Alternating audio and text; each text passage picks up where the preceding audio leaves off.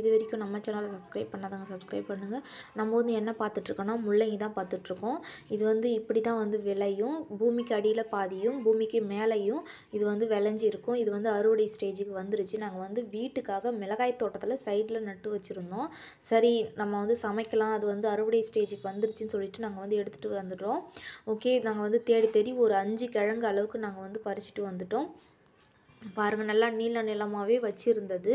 எல்லாமே வந்து அறுவடை ஸ்டேஜுக்கு வந்துடுச்சு. ஓகேவா, நாங்கள் வந்து ஒரு 5 கிழங்கு ஒரு 1/4 கிலோ சைஸுக்கு நாங்கள் வந்து எடுத்துகிட்டு வந்துட்டோம். சரி, அந்த தண்டில் வந்து நம்ம வந்து சமைக்க முடியாததில் வந்து நிறைய பூச்சி வச்சுருந்தது. என்ன பண்ணுறதுன்னு சொல்லிட்டு நாங்கள் வந்து அது எல்லாத்தையும் பிச்சு நம்ம வந்து மாட்டுக்கு போட்டுட்டு நம்ம வந்து கிழங்கு மட்டும் எடுத்துகிட்டு வந்துட்டோம். ஓகே, நம்ம வந்து கிழங்க நம்ம வந்து இப்போ க்ளீன் பண்ணி எடுத்துக்கலாம். நல்லா வாஷ் பண்ணிவிட்டு மண்ணெலாம் இல்லாமல் வாஷ் பண்ணிட்டு மேலாக தோல் மட்டும் செதுக்கி எடுத்துக்கலாம். எடுத்துகிட்டு முன்னாடி பின்னாடி நல்லா கட் பண்ணிவிட்டு நமக்கு வந்து சக்கரை, அதாவது நல்லா ஸ்லைஸாக ரொம்ப மெல்லிஸாக கட் பண்ணி எடுத்துக்கலாம்.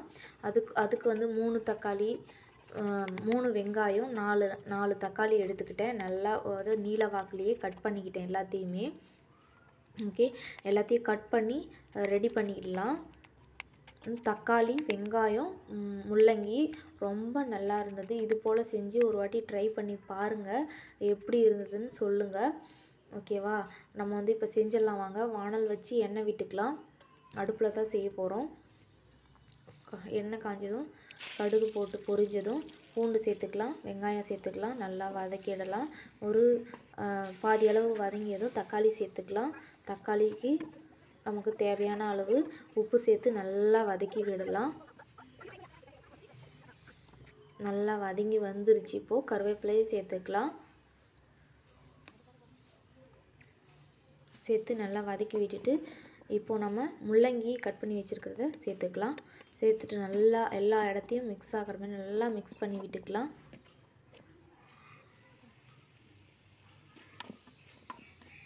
ஒரு கொஞ்ச நேரம், ஒரு 2 மினிட்ஸ் 3 மினிட்ஸ் நல்லா வதங்கி விட்டுட்டு வதங்கிடுச்சு. நம்ம தேவையான அளவு மிளகாய்த்தூள் சேர்த்துக்கலாம்.